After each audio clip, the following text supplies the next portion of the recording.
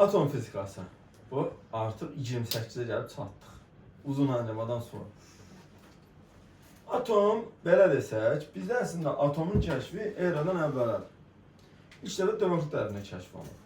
Hətta belə bir animasiya da vardı o vaxt TikTokda düzəltmişlər, amma kim düzəltmişsə qəşəng düzəltmişlər. Yəni hər hansı bir cisim olsun, adı belə kağız deyil. Yəni kağızı bölürsən, bölünür, müəyyən bir hissəyə qədər öz əlimizlə beləsə bölə bilirik.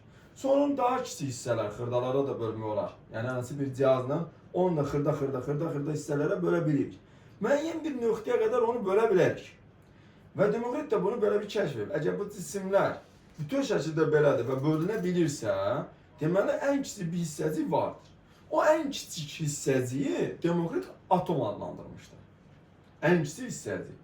Və atomdan o tərəfə gedə bilmədiyinə görə, yəni ondan da kiçik hissəsə varmı, yoxmu, onu müşahidə eləmədiyinə görə, olub atom ən kiçik hissəcik, amma bölünməz hissəcik. Ta ki Einstein parçalayana qədər. Einstein parçaladı və atom olub bölünən. Amma mənası ilə bölünməz olaraq qalır. Yəni birdən də indi çox düşmür. Aşağı siniflərdə daha çox düşür. Atom mənası nədir? Amma bizdə düşmür. Yəni bölünməzdir. Atom sonra bölündü. Sonra atomun modelləri çıxdı. Yəni atomlar modelləri verildi. İlk dəfə Thomson tərəfindən model verildi. Thomson modeli keksə bənzəyir. Bildiyiniz keks. Üstündəki kişmişlər, onlar isə elektronlardır. Yəni atom keks formasındadır, səpələnmiş kişmişlər isə elektronlardır. Rutherford alfa zərrəsinin şüalanmasını tədqiq edərkən Thomson bu belə desəm modelin doğruluğunu yoxlayıb və görüb ki, Thomson modeli doğru deyil. Çünki bəzi şeylər var ki, onu ödəmir. Sonra Rutherford model irəli sürür. Bu doğru planetar model. Planetar model nədir? Düzdür? Bizdə planetlər, yəni modelini deyəcəm, amma planetar o vəziyyətdə deyil. Biz hal-hazırda həm Günəş ətrafında fırlanırıq, həm də ki bildiyiniz uçuruq. Yəni belə desək, Günəş ortada dayanıb, biz onun ətrafında fırlanmırıq. Amma Rutherfordda belə idi ki, planetar modeldir.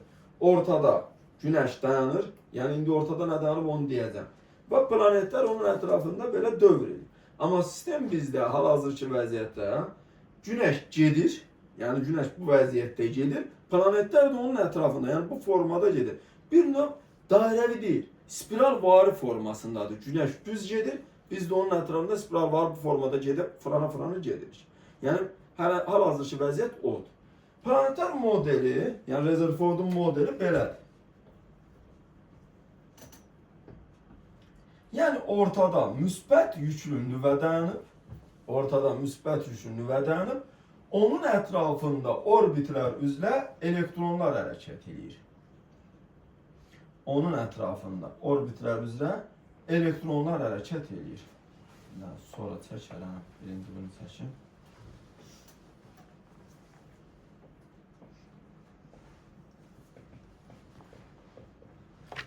Onun ətrafında elektronlar hərəkət edir.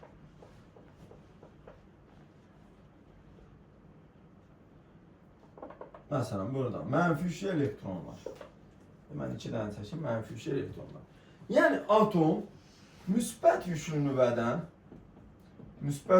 nüvədən və onun ətrafında hərəkət edən mənfi yüklü elektrondan ibarətdir. Onun ətrafında hərəkət edən mənfi yüklü elektrondan ibarətdir. Nüvənin özü müsbət yüklü protondan və yüksüz neytrondan ibarətdir.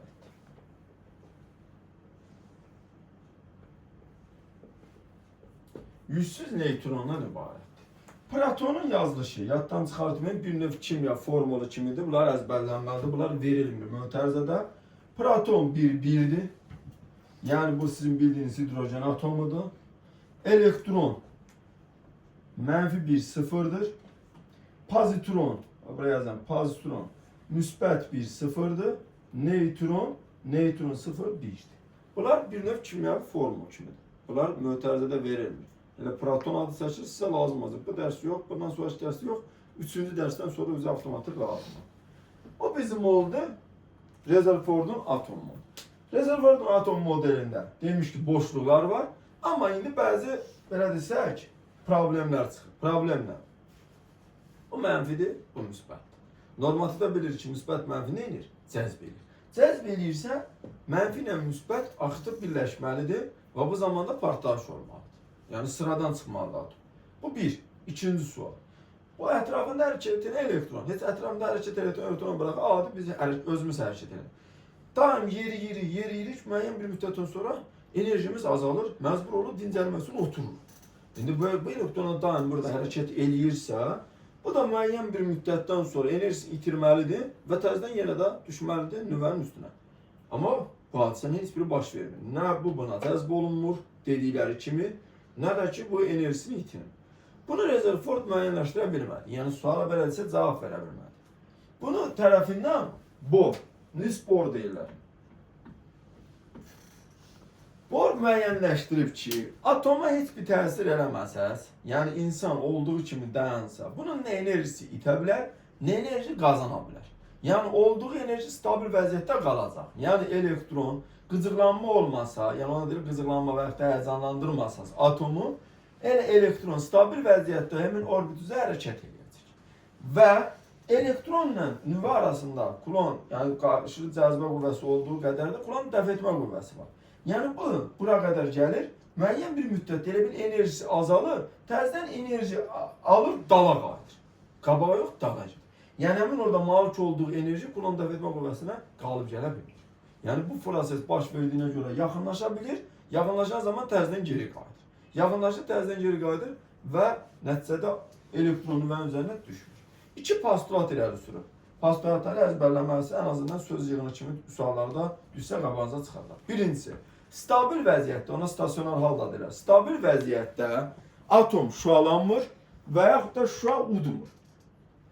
Stabil vəziyyətdə atom şüalanmır və yaxud da şüa udmur. Bu bir. İkincisi, şüalanma və udulma nə vaxt baş verir? Atom qıcıqlananda baş verir. Əgər böyük enerji səviyyəsindən, bunu buraya yazıram çünki o lazım olacaq. Böyük enerji səviyyəsindən kiçik enerji səviyyəsinə gəlirsə, bu şüalanmadır. Böyükdən kiçiyə gəlirsə şüalanmadır. Əks prosesi isə udulmadır. Həmin prosesdə udulan və yaxud da şüalanan enerji delta Y kvant nəzəriyyəsinə görə H-nü və yaxud da H-sə bölünsün lambda. Nəticədə elektron bir səviyyədən digər səviyyəyə keçir. Bir də burada Bohr modelini çəkən, onu çəkmədi. Bohr modeli belədir. Müsbət şüşünlü və bundan biraz da özdə sadədir. Yəni ki, bu mürəkkəb şəkil deyil. Sadəcə olaraq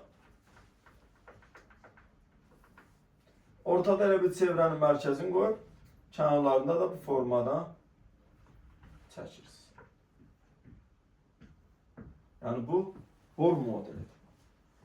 Delta Y bərabərdir. H-nı da bərabər H-sə bölünsün. Yəni bir səviyyədən, indi bir səviyyə demək N səviyyəsindən K səviyyəsinə keçiddir. 1-dən 3-ə də keçə bilər, 3-dən 5-ə, 5-dən 2-yə və s. Onda delta Y NK bərabərdir H-nü NK-ya. O da bərabərdir H-sə bölünsün lambda NK-ya. Buradan da bu da bərabərdir uşaqlar. Modulda Y çıxılsın YK-ya. Və yaxud o da bərabərdir H vurulsun nü N çıxılsın nü K-ya. Üstündə heç bir şey də yerləşmədi. Yəni delta Y buna bərabərdir. Yenə də kvant nəzəriyyəsinə görə delta Y nü ilə düzdür, lambda ilə tərsdir. Keçən dəfə öyrənmişdik, impulsla düz idi və kütlə ilə düz idi. Bu bizə burada lazım olacaq. Uşaqlar, hidrogen atomu üçün iyonlaşma enerjisi müəyyənləşdirilir. Hidrogen atomu H1,1-dir və onun iyonlaşma enerjisi Y0 bərabərdir 13,6 elektron volt. Həyəcanlanma dövriyyəsi üçün də düstur çıxarılır. Yn bərabərdir mənfi Y0 bölünsün N kvadratı. Bu da hidrojen atomu üçün bu düstur çıxarılır. İndi uşaqlar, səviyyələri müəyyənləşdir. Mən buradan çəkəcəm onu. N bərabərdir birinci səviyyə. Yəni Y1 bərabərdir. N'in yerinə 1 qoyursunuz, olur mənfi 13,6. N bərabərdir 2. N'in yerinə 2'ni qoyursunuz, 2'nin kvadratı, bu deyilir Y2 bərabərdir mənfi 3,4'ə. E'nin yerine 3. Birinci kalkülatörünü çıkardım bölüm. Hiç buraya ezberlememişim ben. Nereden lazım bu burayı ezberlemişim. He? 10,6'ın 9'a. Y 3 beraber menfi 1,51 edir yoksa 1,80 1,50. 16'da 9 Hə, nə oldu? 1.5 fazla birlər zülüm. Hə, mənfi 1,51. Bir də 16'ya vur. Bir də 25'e vur. Bunu bölüyorum 10 son altına. 10 sonda 6 mı? 25 0'dan 1544 Hansına vurdun? 4'e vurdun 25'e. 25'e 25'e vurdun nə verirdi? 0'dan 1544 544 0 tam 544 54 yazar. 4'e bölüm sonudur. 0 tam. Yok 3 tam oldu dedi bir başa. Yok. Onun sonra 4'e bölmeye kardeş. 16'ya vur. 0'dan 185. 0'dan bir də 85. Yəni yuxarı qalxdıq zaman fikir verelim uşaqlar. Biz yuxarı qalxırıq. Eyni və bu da sıfıra doğru gedir. Mənfisiləri nəzərə alaraq deyirik. Yəni ki, uşaqlar bu sonsuzluğa bərabər olanda bu da bərabər olur sıfıra. Yəni bu formada getmiş olur. Biz yuxarı qalxdıqca enerji də artır. Belə desək, bizdəki ədədlərdə, səviyyələrdə artır. İndi bor postulatı nə? Böyük enerjidən kiçik enerjiyə gəlir, şüalanma baş verir. Mənfiləri nəzərə alsaq, böyüklər yuxarıdadır, kiçiklər aşağıdadır. Baxın uşaqlar, mənfiləri nəzərə alsaq, böyüklər yuxarıda, kiçiklər aşağıda. Lori dildə desək, yuxarıdan aşağı gəlmək şüalanma sayılır. Məsələn, 5-dən 4-ə. De, nə olmuş? Hani tərpənin kamera. Qolunuzda şişt olmuş. Hə, onu deyir. 5-dən 4-ə, 5-dən 3-ə, məsələn 5-dən 2-yə, 5-dən 1-ə, 2-dən 1-ə, məsələn 3-dən 4-dən 1-ə, 3-dən 1-ə, bunların hamısı şüalanma. Yəni yuxarıdan aşağı gəlmək şüalanmadır. Sizin ölçü durduqdur. Udulma isə, məsələn tərsinədir, aşağıdan yuxarı, məsələn 1-dən 5-ə, 1-dən 2-yə, 2-dən 5-ə, məsələn 3-dən 4-ə, 2-dən 4-ə, 2-dən 3-ə, bunlar isə udulmadır. Aşağıdan yuxarı udulma, yuxarıdan aşağı şüalanmadır. Yəni bu səviyyələrin keçidləri. İndi məsələn, adi belə bir şey deyək, o buradan bunu ayıram. Məsələn, deyir, üçüncü səviyyədə udulma. Üçüncü səviyyədə udulma deyir. Udulma nədir? Yuxarı gedir. Üçüncü səviyyədə udulma deyirsə, 3-dən 4-ə, 3-dən 5-ə. Mənim hal-hazırki şəklimə görə. İndi 3-dən 6-ya da olur, mən 5-ə qədər seçmişəm. Bax, üçüncü səviyyədə udulma. Udulma yuxarı gedəndir. Üçüncü səviyyə deyirsə, 3-dən yuxarı gedir, 4-ə gedir, 5-ə gedir. Və burada enerji bərabərdir. 3-dən 4-ə getdiyinə görə modulda Y3 çıxılsın Y4-ə. Y3 1,51-dən 0-dan 85-i çıxanda, 11-dən 5 çıxdıq, 6, 4-dən 8 çıxdıq, o da 6, 0-dan 66. Onu özümüz hesablayacaqlar. Bəli, onu siz hesablayasınız, onu veriləcək. 3-dən 5-ə, Y3-dən Y5-i çıxacaqsınız. Bərabərdir. Deməli, 11-dən 4 çıxanda 7, 4-dən 5 çıxanda 9, bu da 0-dan 9. Söylədim. 0-dan 9. Bax, bu oldu sizin enerjiniz. Yəni bunu istərsən, 3-cü səviyyədə udulmaya uyğun enerjilər bunlar. Məsələn, sizə desəm ki, 1-ci səviyyədə şüalanma.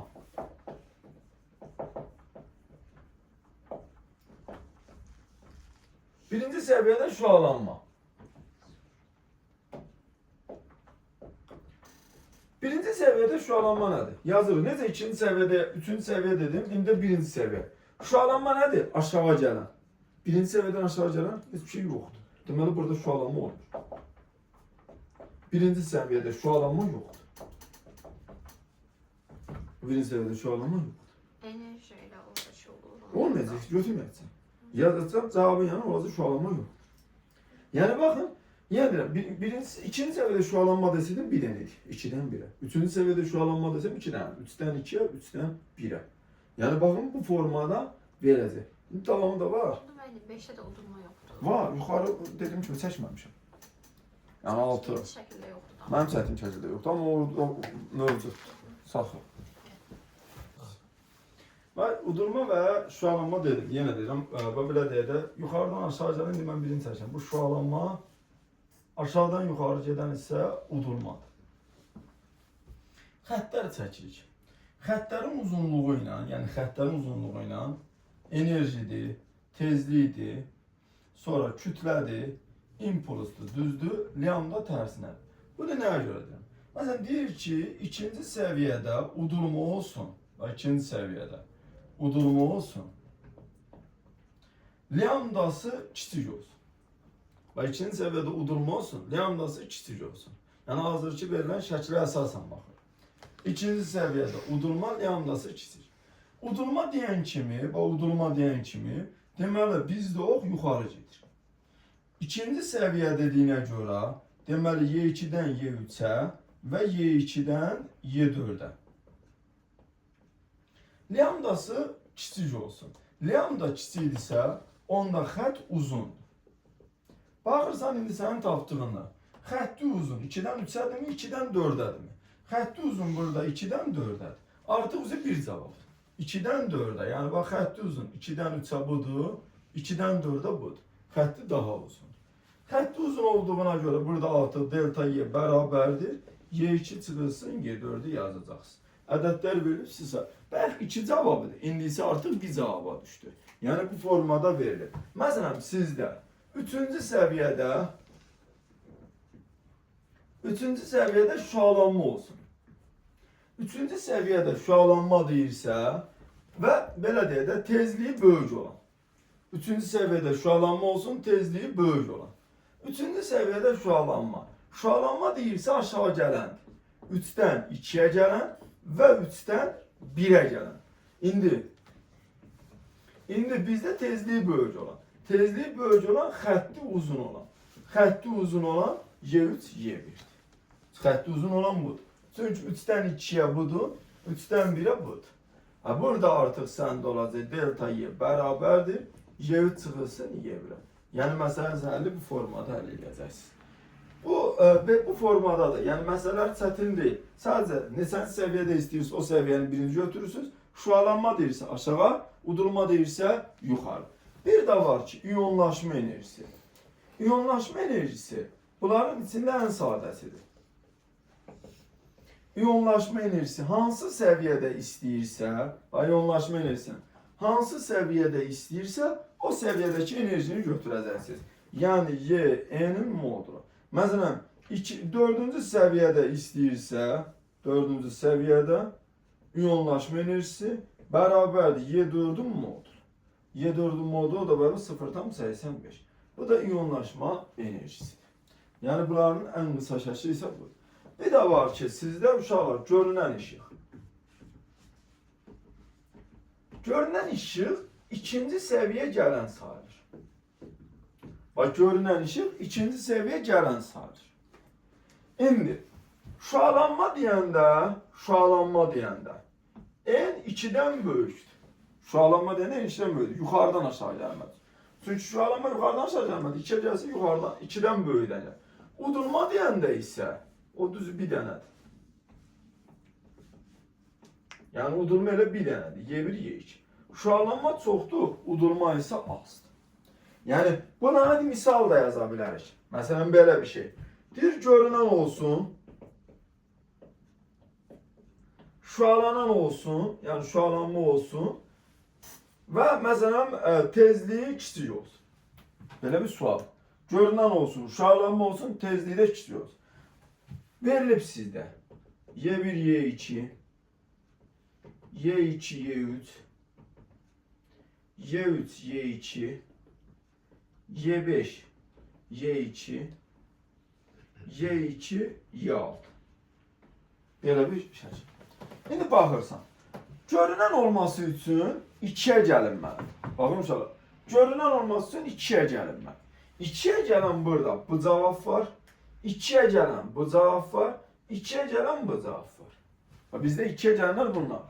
İndi şüalanma olsun. Şüalanma nə idi? Yuxarıdan aşağı gələn. Yuxarıdan aşağı gələn bizdə bu ikisidir. Artıq bu da çıxdı. Bu da çıxdı. Sonra tezliyi kiçik olsun. Tezliyi kiçikdirsə xətt qısa olmalıdır. Xətti qısa olan cavab budur. Deməli bu da çıxdı.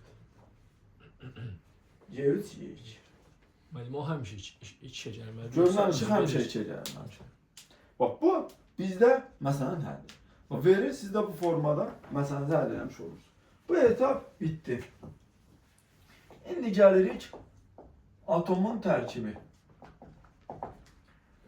Dedik ki, atom müsbət üçlü nüvədən və onun ətrafında hər şeydə mənfi üçlü elektronlardan ibarətdir. Məsələn, bu X, Z, A. Burada A nə idi? A kütlədir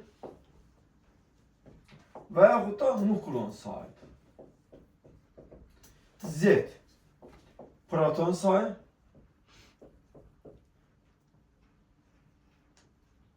yük ədədi, Mendeleyev cədvəlində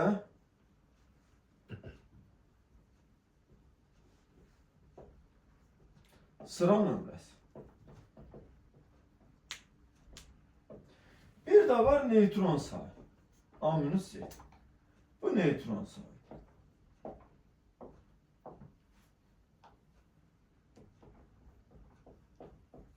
Bu neytron sayı.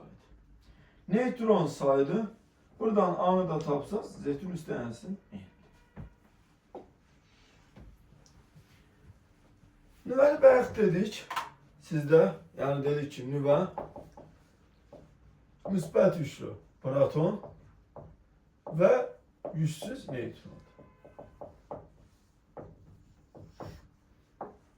İndi uşaqlar, bir var neytral atom, bir de var ki iyon. Atom, yani neytral atomda elektronların sayı protonların sayına beraberdir. Bu da elektron sayıdır. Yani ki müsbətlərin sayı mənfilərin sayına bərabərdir. İyon nədir? Elektron itirmiş və yaxud da qazanmış atoma iyon deyirlər. İyon bölünür ikiyə. Müsbət iyon və mənfi iyon. Əgər elektron itiribsə, bu müsbət iyondur. Elektron itirir, amma proton itirmir. Yəni proton olduğu kimi qalır. Sadəcə elektronların sayı artıb azala bilər. Yəni iyonda proton sayı dəyişmir.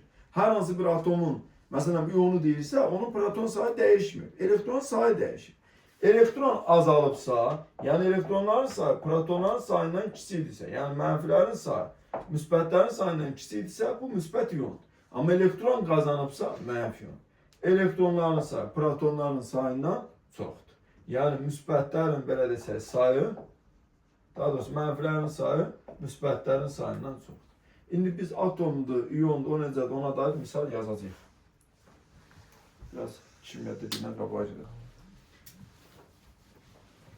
Bu atomun tərkibində iyonlar necədir? Məsələn, bəzi şeylər var ki, indi informatikaya gedənlər üçün deyirəm, bəzi elementlər var bilinməlidir ən azından. Çünki bunlar da mötərizədə verilmir. Məsələn, hidrojen atomu, helium atomu 2-4'dür. Məsələn, lityum atomu 3-7'dir. Yəni çox da belə abartılı elementlər vermirlər. Çünki onun çəksən şəkili A, B, C, D 5 variantlı şəkildə böyük çıxar. Çünki orbitləri çəksən elektronları yerlərsən. Məsələn, mən adicə lityum 3-7'ni götürürəm. Bu lityum 3-7. Burada Z 3'dür. Yəni proton sayı 3'dür. Yəni bunun 3 dənə müsbəti var. Yəni proton müsbət 3'dür. 3 dənə müsbəti var. A'mız 7'dir. Yəni bu nukleon sayı və yaxud da kütlədir. Neytron sizdə A minus Z bərabər 4. Neytron sayı 4 dənə. Yəni 4 dənə yüzsüz zərrəcik var. Bu bunun nüvəsidir. Yəni nüvə standart şəkildə bax nüvə artıq tamamlandı. 3 dənə müsbət, 4 dənə yüzsüz. Bu nüvə tamamlandı cəbində. Yəni nüvəsi budur. Proton və neytron. İndi mən lityum atomu deyirəm. Məsələn, birinci halda atomu deyək. Əgər lityum atomu deyirəmsə, onda elektronların sayı Z-ə bərabər olmalıdır. Onda o da bərabərdir bizdə. Z 3 dənədir, o da bərabərdir 3-ə. Deməli, 3 dənə də mənfi olmalıdır. 3 dənə də mənfi. Orbitlərini çəkirik. Daha doğrusu onları çəkəcəklər. Siz sadəcə olaraq cavab götürəcəksiniz. Və burada elektronları qeyd edirik. 1, 2, məsələn 3. Bu oldu lityum atomu. Çünki müsbətlərin sayına mənfilərin sayı eyni. Və ən önəmli isə, yəni sıra nömrəsi də uyğun gəlməlidir. Təkcə müsbət mənfilərin eyni olmalı deyil, həmin atomu da ödəməlidir. Yəni lityumda 3 dənə müsbət var, 4 dənə müsbət varsa deməli bu lityum deyil. Və hətta 2 dənə müsbət varsa. İndi məsələn lityum, uşaqlar, lityum bir müsbət iyonu deyək. Bir müsbət iyonunda elektronların sayı necə tapılır? Elektronların sayı bərabər Z-dən çıxır bu. Məsələn, müsbəti və mənfisi qarışıq. Siz elektronların sayını tapırsınız. Məsələn, elektronlar sayı bərabər 3 dənə var, 3 çıxılsın müsbət 1 bərabərdir 2-yə. Deməli 2 dənə mənfisi var. Yenə, bax, nüvəni dəyişmirik, nüvə yerində qalır. Yəni 3 dənə müsbət, 4 dənə yüksüzdür.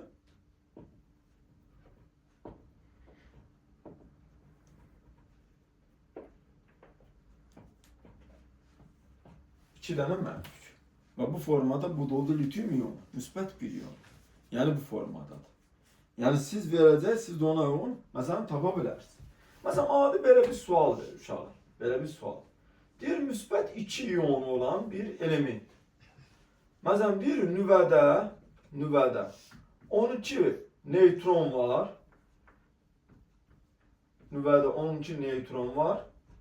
Ətrafında da məsələn 14 elektron var. Protonların sayı nəyə bərabərdir? Və belə bir sualdır. Protonların sayı nəyə bərabərdir? Siz bunu necə yaza bilərsiniz? Məsələn, bax, buradakı düsturdan istifadə edin. Yazın, Z çıxılsın NY, Z çıxılsın NY, bərabərdir buna. Düstura baxsın. O da bərabərdir müsbət 2-yə. Z çıxılsın NY 14 bərabərdir müsbət 2-yə, Z bərabərdir 16. Deməli, 16-na proton. Oradakı neytronların sayı lazım olmalı. Yəni, onu çaşdırmaq üçün verir bize. Orada mənim içi boş olanlar atom oldu. İçi boş olanlar neytronlardır. Üstüdə. Atom bütüdür. Bax, bu bütü atomdur. Bu nüvədir. Bu elektrondur. Bunlar protondur. Bu yüzsüzlər də neytronlardır. O da aşağı sınıflarda məsələn sual verir, modelə uyğun olaraq. O sizdə, yəni yenə deyirəm, iyon və atom haqqında məlumat. Bir də izotoplar var. Bizdə çox geniş düşmür. İndi deyim sizə geniş şəkildə düşmür. İzotoplar. Yəni ki, protonların sayı eyni, kütle ədədləri fərqli olan, belə desək, elementlərin, daha doğrusu dəyişmələri deyəcək, belə desək, izotopları. Məsələn, XZA1, XZA2, XZA3. Bəhs sayı. İndi mən sadəcə 3-ünü yazdım, istəsə bir dənədən. Onun üçün bizdə hidrojen düşür. Hidrojen 1-1, hidrojen 1-2, hidrojen 1-3. Adlarını bilirikmi? Çünki adları bilməlisiniz. Hidrojen 1-1. Mənim ancaq kimya düşür. Su mu? Sənin kimyalaşın çox əladır. H2O-dur bu arada su. Kim yox, nə desin, deməli o, biz nə deyirik? Yasin. Hidrojen 1-1. Adı nədir? Çünki bunun adı düşür. Adamı sən? Protium. Olmaz. Yasin baxıb qoy. 1-2. Üçüncüsü tritiumdur. İkisi də deuteriumdur. Ya da deyəcək. Kim yox, nə bileyim, deməli o. O bizdə mini pölyon. Ben bildim. Tritium. Ben bunu yerə tübəsən düzüydüm. Var ya. Sən kimyalaşın ümumiyyətlə yoxdur. Sən çox da danışma. Oxumaq şansı yoxdur da. 200 dənə işdən başlamaq lazımdır. Bu bizdə izotoplardır. Bunun izotopları yenə bizdə geniş düşmür, amma bunlar var. Məsələn deyir, element bu elementlə birləşir və ortada deuteriumdan mənə gəlir. İndi deuterium nədir? Qaldır mənə. Çünki onu bilməlisiniz. Yəni bu şeyi bilməlisiniz. Çünki bunlar, mən də kimyalaşım yoxdur, amma sizinki məndən də betər günlər. İşıq mənbəyi olaraq bir dənə lazerlər düşür. Atomlarda bir dənə işıq mənbəyi düşür. Lazerlər məcburi şüalanma əsaslanış prinsipi. Yüksək monoxromatik işıqdır. Səpilmə bucağı çox kiçikdir. Cərrahlarda istifadə olunur, qaynaqlarda istifadə olunur. Bir dənə atom haqqında, yəni atomda işıq mənbəyi lazerdə, yəni düşsə yer onun qaralıysa ondan da qutar verir. Lazerin gücü NH-ünü bölünsün T və yaxud da NH-sə bölünsün lambda vurulsun T. Enerjisi nəzərə alınsa faydalı iş əmsalıdır. NH-ünü bölünsün PT vur 100% və yaxud da NHC bölünsün. NHC bölünsün, lambda vurulsun, T vurulsun, P vurulsun 100%. Keçən dərsdə yox idi. Var ha. Orada da var, burada da var. Burada da. Yani o şeyden derste düşüp burada ama burada da bir iki sual olmalı. Sağ olun qurtardım. Su. Bu burada bitti. Birinci ders bitti. İkincisine geçeceğim. Bağlayın. Ne bağlama bak. Sadece knopkanı var. Tanesi. Rabite enerjisi. Nüvəni ayrı-ayrı nukleonlara ayırmaq üçün lazım olan enerjiyə rabite enerjisi deyilir. Delta G hərfi ilə işarə olunur, bərabərdir. Delta M vur sek kvadrat. Vahidinə gəldikdə isə uşaqlar, vahidi jouldur, elektron volt, mega elektron volt. 1 elektron volt 1,6 vur 10 üstü mənfi 19 jouldur. Mega elektron volt 1,6 vur 10 üstü mənfi 13 jouldur. Düzdür, məsələsi də çox sadədir də yəni ki bunun. Çapını verir bunu istəyir, bu ehtiyac yoxdur. Çünki demişdik ki, bunu böyle S yazan vahidi yəni joulun vahididir. Balaca S 3 vursa 10 üstü 8 metr bölü saniyə kvadrat. Saniye kvadrat, hani saniye. Delta M beraberdir delta Y bölünsün S kvadrat. Yani sizde şöyle konkret meseleler var buna. Bu verilir, bunu istiyor, bu verilir, bunu istiyor. Konkret. Yani böyle bir şey değil. Delta M nedir? Delta M kütle defektidir. Kütle defekt. Nüvənin kütlədir. Nüvə proton və neytronlardan ibarət olsa da ortada boşluqlar var. Yəni tam şəkildə proton və neytron tutmur. Yəni bir otaq kimi nüvəni təsvir eləsəz, bu bizi proton və neytronsuz ortada yenə də boşluqlar qalır. Yəni nə qədər bura yığılsa da müəyyən yerdə boşluqlar var. Həmin boşluq o kütlə defekti adlanır. Kütlə defekti nəyə bərabərdir? Delta M bərabərdir. Protonun sayı vurulsun protonun kütləsi, üstə gəlinsin neytronun sayı vurulsun neytronun kütləsi, çıxılsın nüvənin sükunət kütləsi. Kütlə defekti budur. Delta Y. Gətirib onu delta Y-də yerinə qoysaz, olacaq sizdə Zn proton, üstə gəl Nm neytron, çıxılsın Mn, vurulsun S kvadrat. Bax bu da oldu rabitə enerjisinin düsturu. Düsturdan uşaqlar Mn-i tapsaq, Mn bərabərdir Zn proton, üstə gəl Nm neytron, çıxılsın delta M. Bu nüvənin sükunət kütləsidir.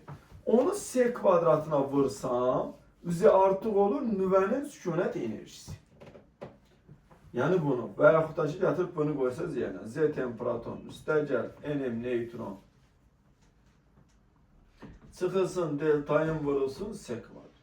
Və yaxud da ki, Zn proton, üstə gəl Nm neytron, nüvədəki proton və neytronların kütlələrinin cəmidir. O da bərabərdir düstura görə delta M üstə əlinsin Mn. İndi uşaqlar, burada bir də var ki, xüsusi rabitə. Xüsusi rabitə enerjisi.